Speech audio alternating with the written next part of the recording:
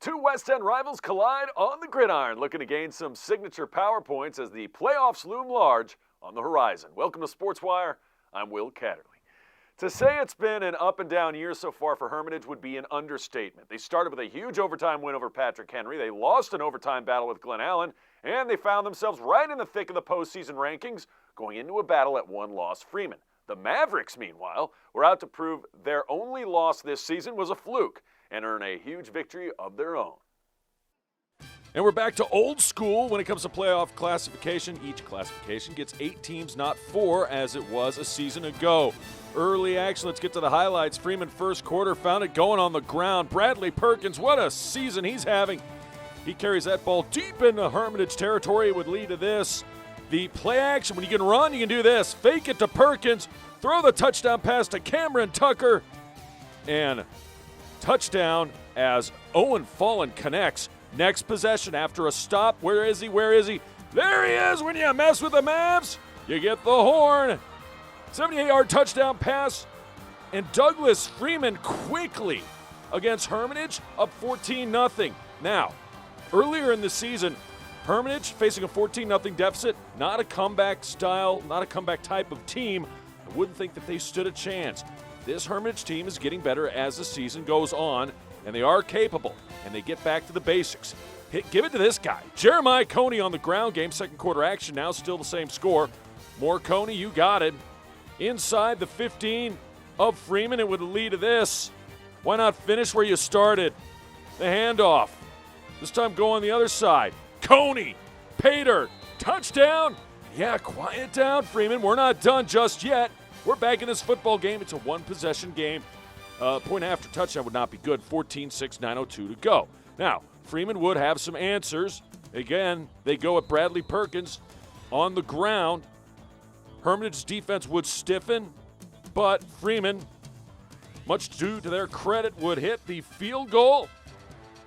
And the Mavs extend their lead to 17-6. Hermitage not finished, however. Pass. Caught. Jalen Burton connects, fires, finds Chase Rivers, and then he goes deep, and look at this. He's got his man. It's number 8 on the reception, Breon Gunnell. They'll be gunning for them. He stepped out of bounds, almost looked like a touchdown. No problem. Give it to Coney. His second touchdown of the night from 2 yards out. 17-14 with 1:17 to go in the second. Meanwhile, John Marshall getting a pie to the face at the half. What happened was the Freeman student body during the game put in money in the buckets of who they wanted to see get a pie in the face, all for cancer research. They raised over $280 on the night. Well done, Freeman students, and well done being a good sport to John Marshall. Back to the game, second half. Hermitage really got it going, and they really went after Freeman using the aerial assault. And you know what? Play of the game right here. Can't find him. He's a short quarterback. And then he connects. It's Burton to Burton. Jalen Burton to Karan Burton. Cousin to cousin. That's right, they're cousins, and they hook up on a long touchdown pass. All of a sudden, Hermitage in the lead. Then defense. You want more Burton? You got him. And it's a Karan version again. And Karan Burton with the interception. We go to the fourth quarter. Hermitage up 21-17. They're looking for insurance. Jalen Burton, the deep pass. He's got his man, number 14. Had a huge night once again. Chasing the river, and they got there. Chase Rivers with the catch. Lead to this. Short touchdown plunge. 3 touchdowns on the night for Jeremiah Coney, who just lives in the end zone. That's what he does, is he scores touchdowns. Freeman trying to come back late. Firing. Finding his receiver. Owen Fallen to Patrick Moore. They need more of that. Later in the drive. Tip drill. Intercepted. And Hermitage, with Breon Gunnell, he had a game too, wins it in comeback fashion, 28-20 your final. Meanwhile, up at Atlee, beautiful sunset, by the way. The only undefeated team in Henrico County taking on the Atlee Raiders are the Varina Blue Devils. They would come out with a very fast start. They were ground and pound all night long. Curtis Green, have yourself a highlight reel in this one. You'll see a lot of green. Touchdown, Easy squeezy lemon peasy, 7-0. You want more green, you got them. After a 3-and-out, Blue Devils continue to run the football, and Green gets a big gain there. And why not continue to feed the rock to Mr. Green in the conservatory with the candlestick. Touchdown, Varina.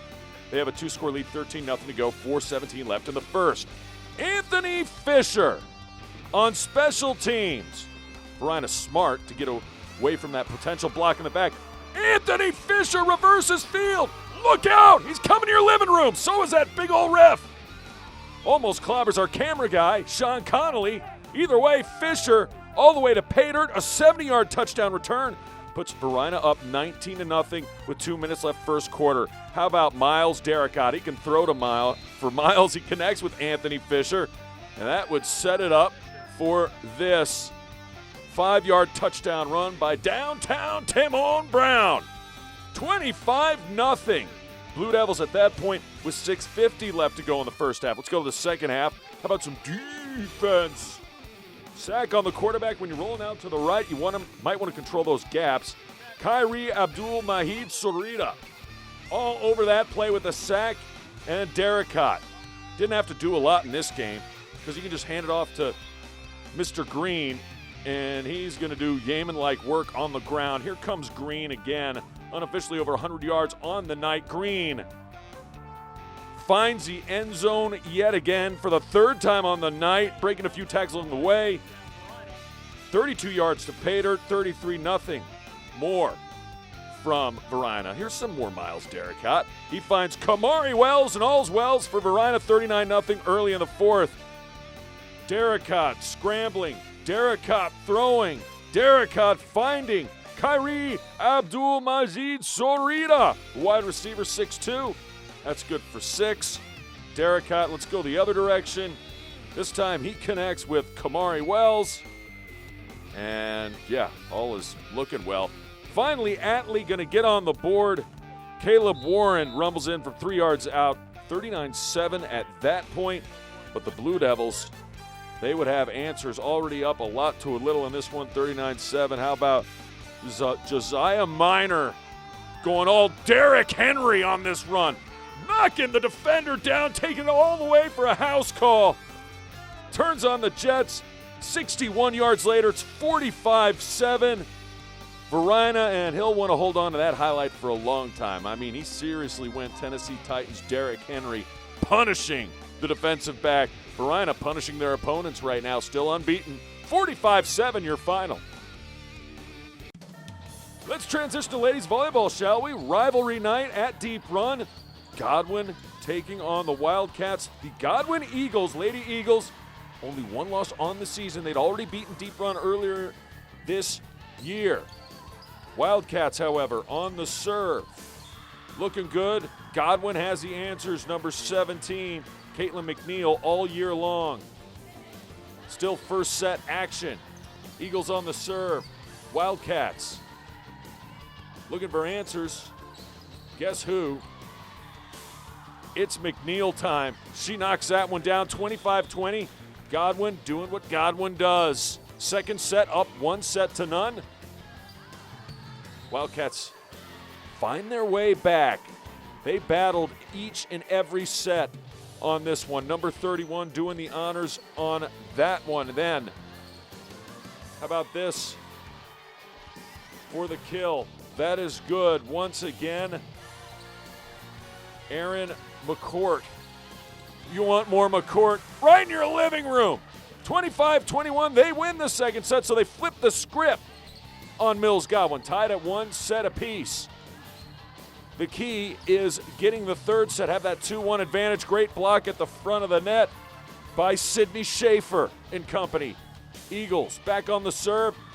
Winner, winner, chicken dinner. That is coming up aces for number 14, Ryan Taylor. More Mills Godwin. Got that one to go. Eagles would have a 2-1 set advantage. So just one more match and they get it. But Deep Run comes right back. They got to win 2 sets in a row to finish this one off and complete a comeback. Number 99 would have a lot to do with their success. Jillian Levin played huge saw her on the serve and then hit them where they ain't. That'll work. That's good for the point. 25-17. So to the fifth and final set we go. Close one early in this one. Deep Run gets a big-time point. Man, the momentum swings can be huge as Addison Dodge finds a point. 5-4 at this point. Godwin with the lead, but Jillian Levin, she has the answers, and Deep Run does it. They win and upset Godwin. 3-2, final set 15-10. Well, while Deep Run scored a huge upset against Godwin on the volleyball court, they look to do the same on the football field for homecoming night.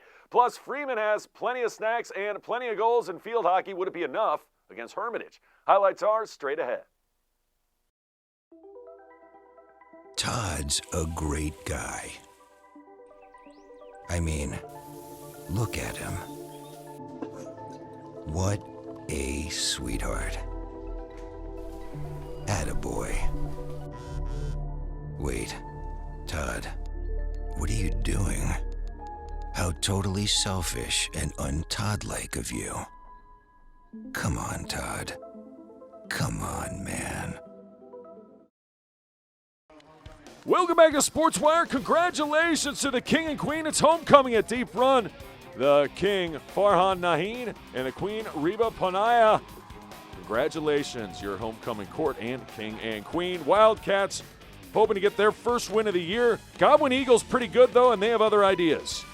Quarterback Luke Calveric doing it through the air early. He finds league win.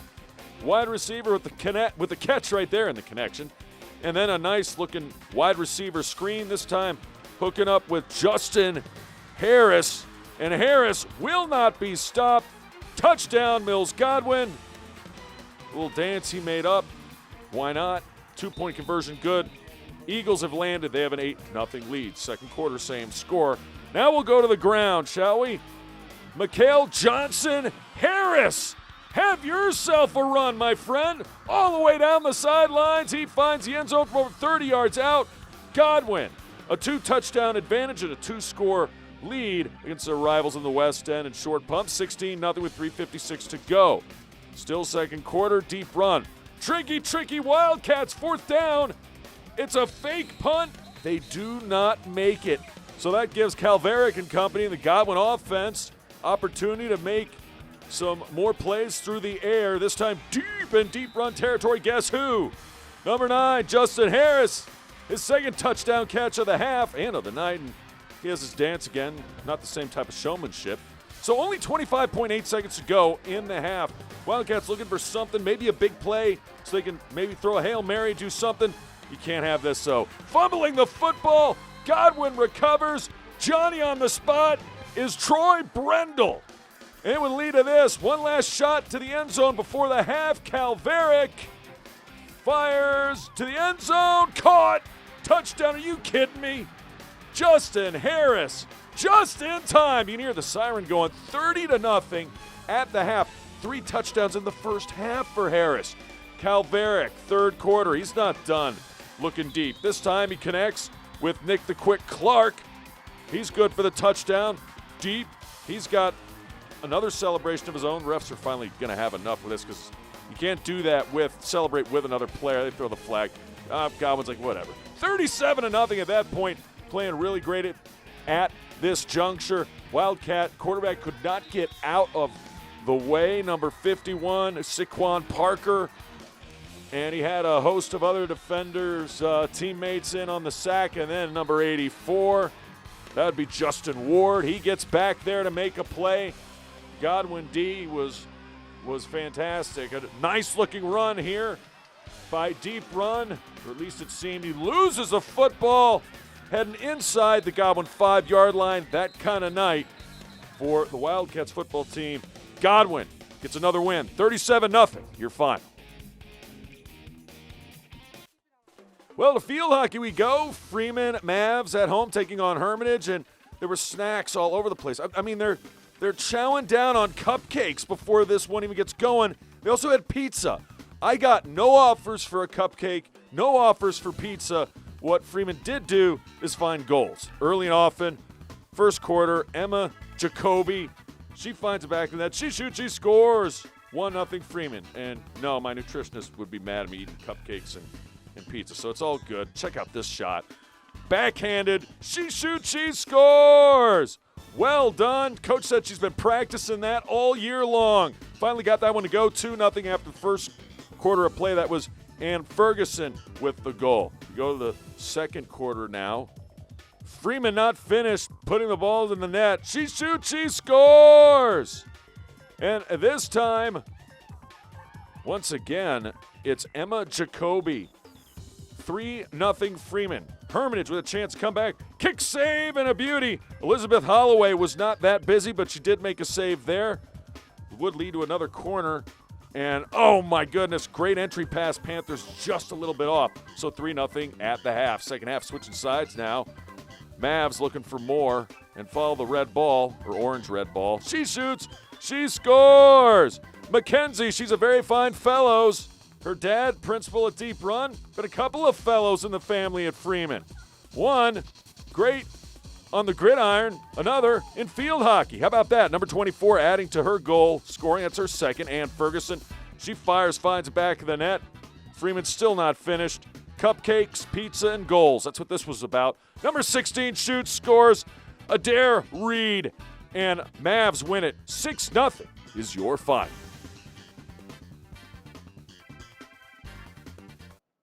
Back to the gridiron. How about some Saturday afternoon college football? I mean, high school football. Okay, not college. Tucker at TJ. Homecoming for TJ.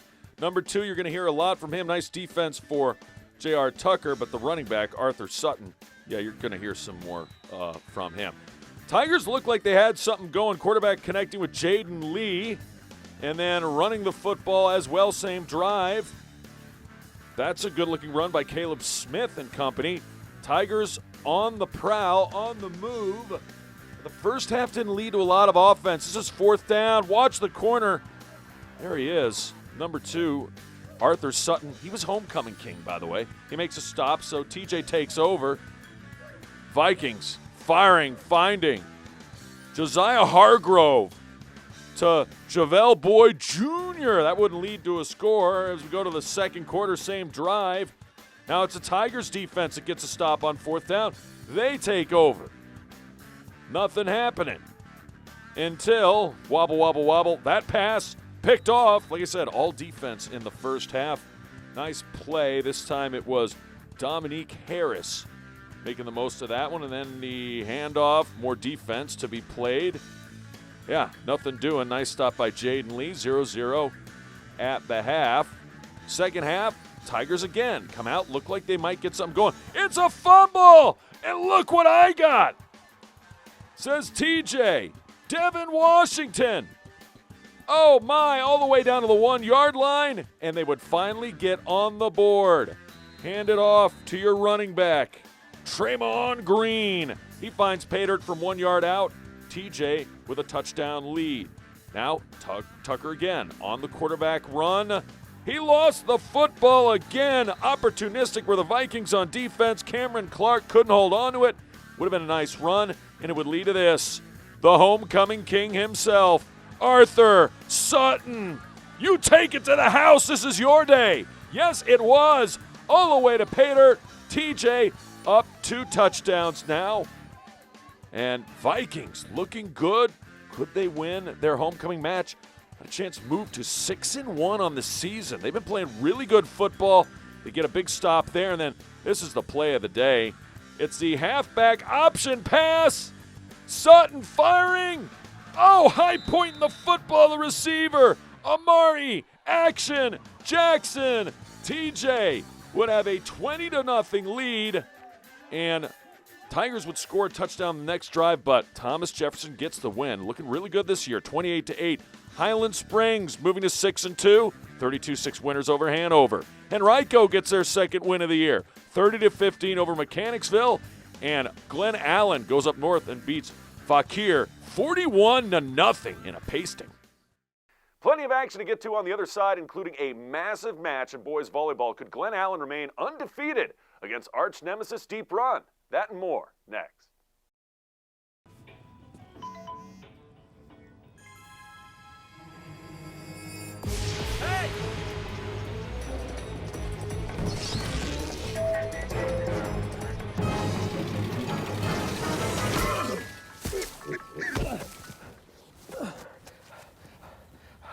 So, same time next week?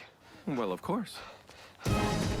Put away a few bucks, feel like $1 million. For free tips to help you save, go to Feed the Pig.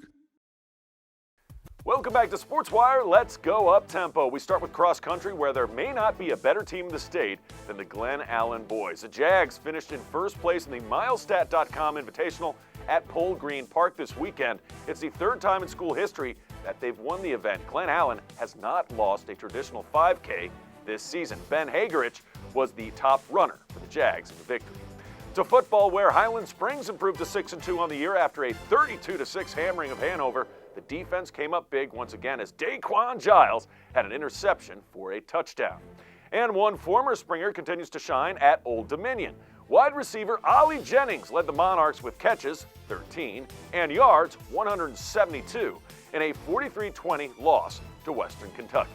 And wait till you see this. Deep Run and Glen Allen went to a shootout in field hockey, and for the second time, the Wildcats won the game late with, check it out, this goal by Anna Reed. The ball never even touches the ground as she goes top shelf for the eventual game winner. The Wildcats improved to 11-2 on the year.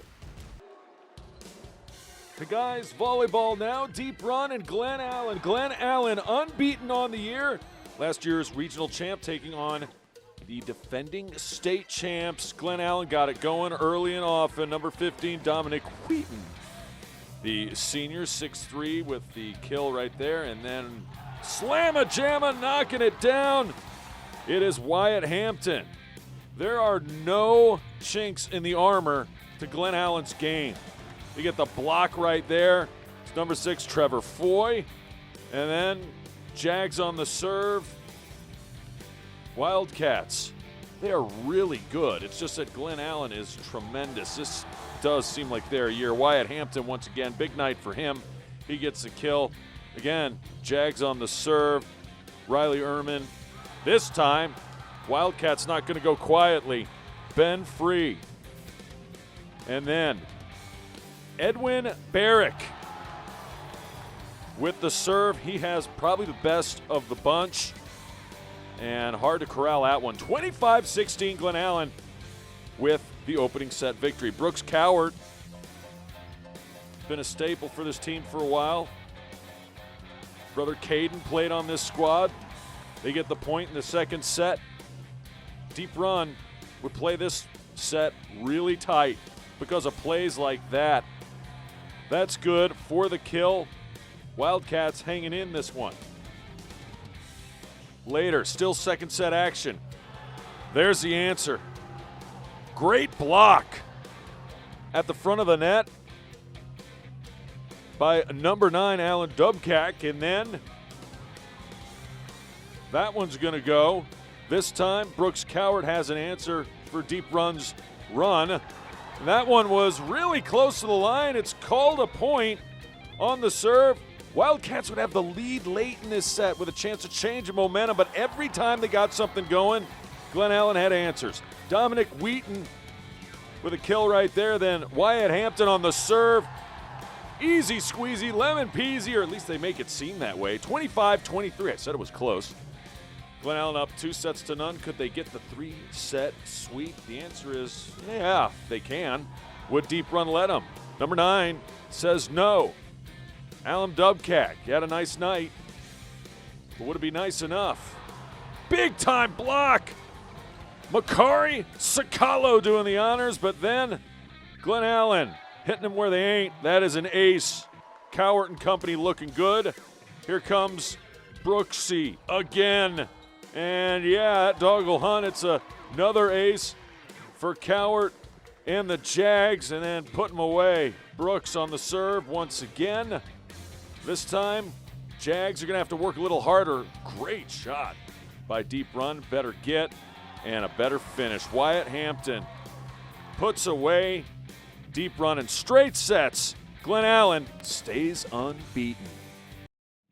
And now for something we haven't had in quite a while. The middle school game of the week. We won't have them every week, but we like to go there every now and then. Football, it's short pump coming out onto the field. It's rivalry night against the Pocahontas Hawks. Short pump Pumas. Pumas Hawks, let's go. First quarter action, quarterback fires, finds. Short pump on the move. That was Zarad Capers. He solved that caper. Good for the catch. And then, well, the Hawks defense was tremendous. Number 40 in on that, Braxton Purcell, the 7th grader. This dude's going to be good in high school. Number 42, Will Canfield, and yes, he can run down the field with power and speed. They just kept handing it to the big guy. I mean, look at him go up the middle.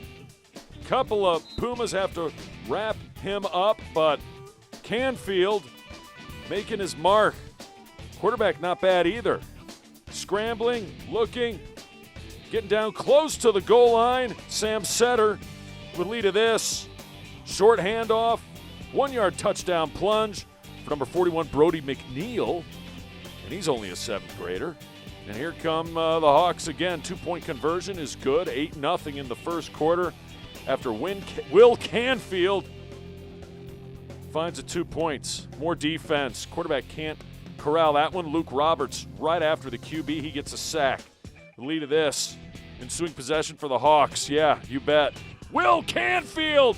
Will Canfield all the way to pay dirt. Touchdown Hawks! And Pocahontas. All of a sudden, with a 2-score lead, they're going to go for 2. Setter finds his wide receiver Dylan Stefanko. And now it's 16-0 at that point. However, short pump did have their moments. Quarterback fires, finds.